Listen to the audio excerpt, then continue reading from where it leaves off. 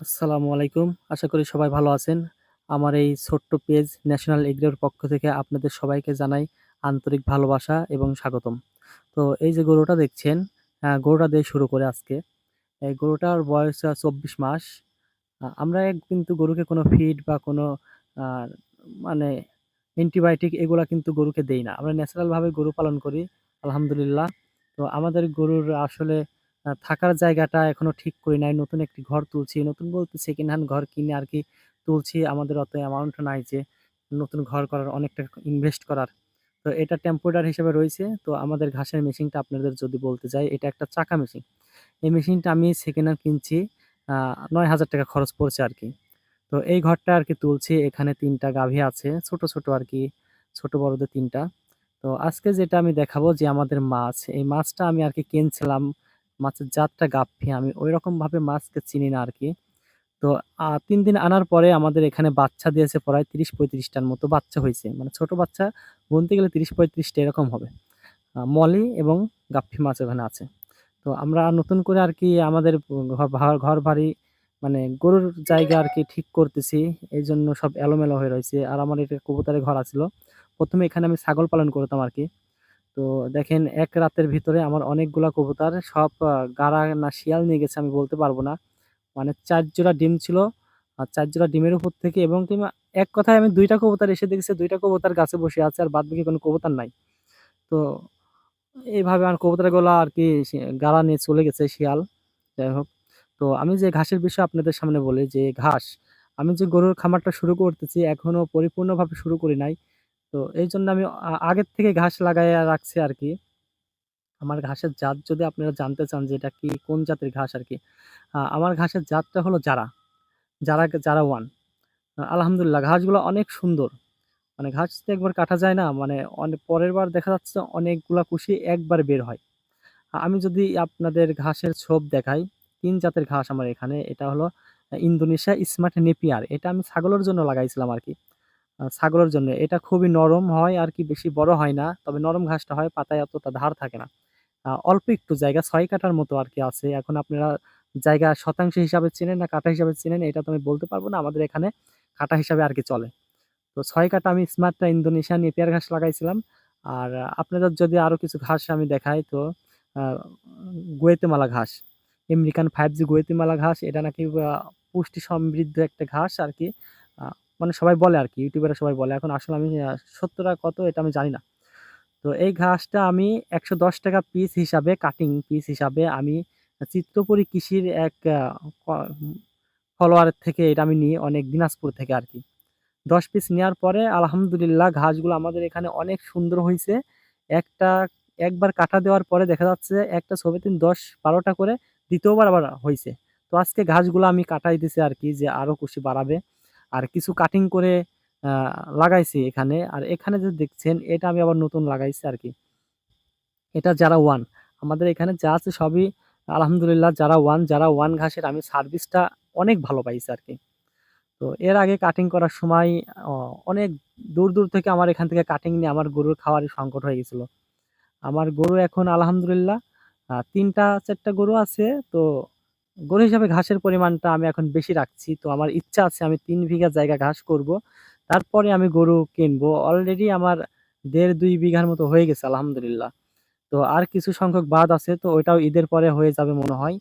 তো আমাদের কলা বাগান মেরে দিয়ে আরকি আমি ঘাস আবাদ শুরু করছি। এখানে গুয়েতেমালা কিছু কাটিং লাগানো আছে আপনারা যে দেখছেন।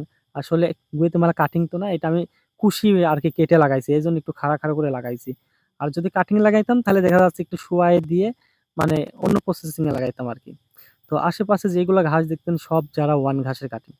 আর আস্তে, আস্তে আমাদের আশেপাশে যেগুলা কলাবাগান দেখছেন, এই কলাবাগান আমি আস্তে, আস্তে তুলে দেব। মানে সব না হলেও আমার ৩ বিঘি জায়গা যতটুকু দরকার আমি অতটুকু আমি কলা গাছ তুলে দিয়ে আমি ঘাস রোপণ করব ইনশাল্লাহ। তারপরে আমি গরু কিনবো। গরু অবশ্যই আমি কিনবো ঈদের ১৫ থেকে ২০ দিন পরে। তো আপনারা আমার সঙ্গেই থাকবেন যে আমি কি গরু কিনি। আমি আপনাদের আরেকটা জায়গাতে নিয়ে আসি জমিতে। এখানে আছে ১৮ কাঠা। মানে এই জায়গাটা ১৮ কাঠা। দেখেন এই মুড়ি থেকে ওই মুড়ি পর্যন্ত ঘাস কেটেছি। মানে এক সিরিয়াল ঘাস কেটেছে এদিকে আবার কুশি বার হয়ে গেছে। একটু খেয়াল করলে অবশ্যই আপনি দেখবেন। এই ঘাসগুলা আমি এক ভাইয়ের থেকে অনেক রিকোয়েস্ট করার পরে আরকি অনেক টাকা পয়সা খরচ করে কুরিয়া করে আমি ২ চালানে ঘাস আনছি আরকি। ১ চালান নিয়ে আসছিলাম ৳৭,০০০ আর এই ১৮ কাঠা জায়গাতে আমার ৳৭,০০০ ঘাস লাগছিল। আর লেবার আমি নিই নাই। লেবার আমি নিজেই ছিলাম আরকি। ঝড় বৃষ্টির ভিতরে আমি আস্তে, আস্তে এই ঘাসগুলো আমি নিজের ইয়েতেই লাগাইছিলাম। আলহামদুলিল্লাহ মানে এত সুন্দর ঘাস হবে আমি কখনোই এরকমভাবে কল্পনা করি নাই যে ঘাসগুলো আসলে এত সুন্দর। যে মানুষের মুখে যে এরকম শুনছিলাম আসলে তার থেকে আমার মনে হয় যে বেশি। আমি ঘাস একবার কাটা দেওয়ার পরে দেখেন এখানে ২য় কুশি। এ দেখেন ২য় কুশিতে দেখেন সুন্দর হইছে। এটা কিন্তু কাটা হাইয়েস্টই গেলে আপনার ১৮ দিন হবে, এরকম হবে। বেশিদিন কিন্তু হবে না। তবে ঘাসগুলা খুবই নরম, সফট এমনকি এই ঘাসগুলা এখনই ৫ ফিট লম্বা হয়ে গেছে। মানে পাথা দিয়ে, ডান্টি না, পাথা দিয়ে ৫ ফিটের মতো লম্বা হয়ে গেছে। এই ঘাসগুলা অনেক বড় হয়। এর আগেরবার যখন আমি কাটছিলাম ঘাসগুলা ৭ ফিট, ৮ ফিট, ৯ ফিট পর্যন্ত এই ঘাসগুলা হয়ে যায়। তবে এই ঘাসগুলা যদি মেশিন দিয়ে একটু ছোট করে কেটে দেওয়া যায়, ওই ছোট টুকরাও গরু খেয়ে ফেলে। মানে ঘাস তো মিষ্টি, এর ডান্টিটা একটু মিষ্টি। মানে কুশারের মতো অত মিষ্টি হবে না, একটু নরমালি মিষ্টি আছে। গরুটা খায়, ভালো খায়। আমি এই ঘাস খাওয়ানোর পরে আমি আমাদের এই জায়গা থেকে একটু দুবলি ঘাস, এই ঘাস কেটে গরুকে ধুয়ে দিলাম। মানে এই ঘাসের রুচি আর ছাড়তে পারি নাই। পরে ওইগুলা আর গরু খায় না। পরে এগুলা এখন খায়। আপনারা চাইলেও এরকম সুন্দর পরিবেশে এরকম ঘাস রোপণ করে তারপরে গরু কিনতে পারেন। আর যদি আগে গরু কিনেন তাহলে দেখবেন যে আপনার ক্যাশ টাকা খাওয়াইতে ঘাস লাগানোর টেকা আর থাকবে না।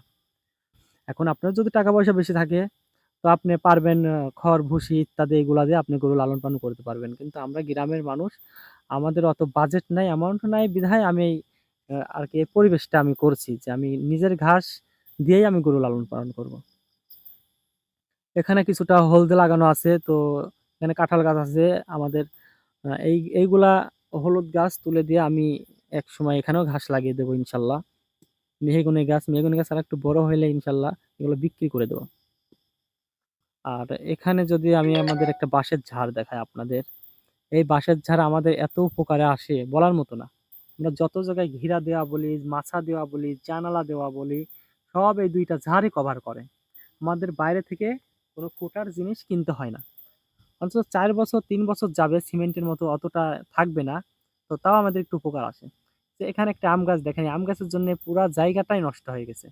মানে আবাদের জমি কোনো গাছ লাগানো যাবে না। আর কলা দেখি মাশাআল্লাহ অনেক সুন্দর একটি কলার কাঁদ আমাদের এখানে হয়েছে। অনেক সুন্দর। এটাকে সবরি কলা বলে। তো এই কলা গাছগুলো আমি তুলে দেব। তুলে দিয়ে আরকি ওখানেও আমি ঘাস চাষ করব ইনশাআল্লাহ একদিন। এগুলো আমাদের জানালা, আমাদের তরি-তরকারি আরকি আমরা এখান থেকেই সংগ্রহ করি। আমাদের জায়গা সংক্রান্ত ধরতে গেলে আল্লাহর রহমতে আল্লাহ আমাদের যেটুকু দিছে আল্লাহকে অনেক হাজার শুকরিয়া জানাই।